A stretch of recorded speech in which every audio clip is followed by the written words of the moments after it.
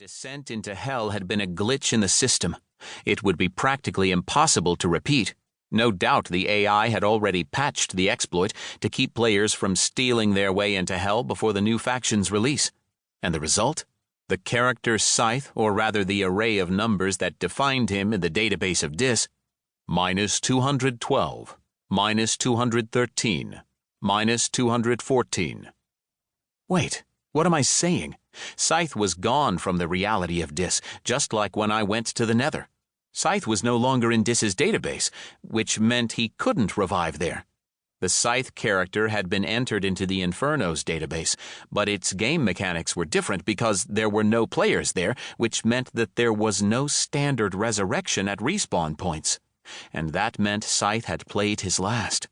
The tiefling Hakkar and his impersonator herald Scyth had met final disincarnation.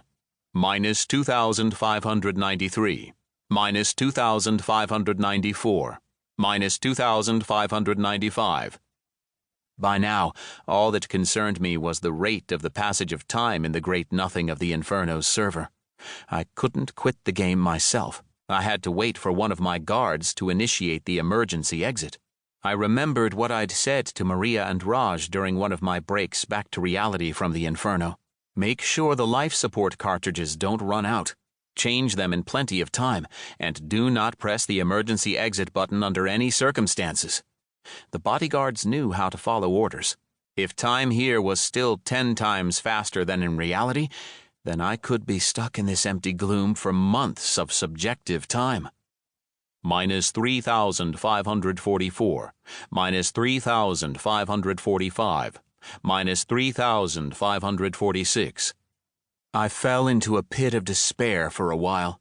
At least in the Nether there had been a way to fight and try to get out of Nine's prison, and then the hope of collecting all the smoldering Nether shards I needed.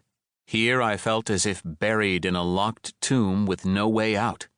There was a non-existent itch on the back of my neck, and my inability to scratch it made me want to scream.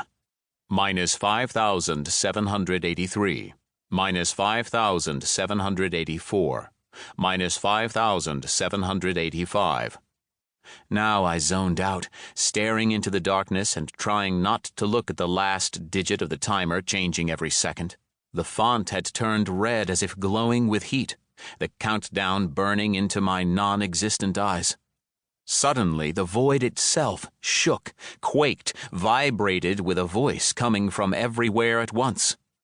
Carrier of order, Scyth, herald and initial of the sleeping gods, enemy not of the Inferno, as my subjects believe, but of the new gods. The vibrations shook me to the depths of my soul. I recognized the voice. I'd heard it while carrying the enemy flag during the trial battle. But although the voice of chaos had then torn at me from the inside, now there was nothing for it to rip.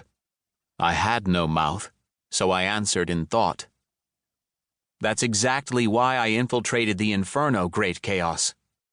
I wasn't calling it great to stroke its ego. Chaos really was something greater than the gods, a fundamental part of the universe. Behemoth said that chaos and order are primeval, and their balance is at the core of everything, even the sleepers themselves.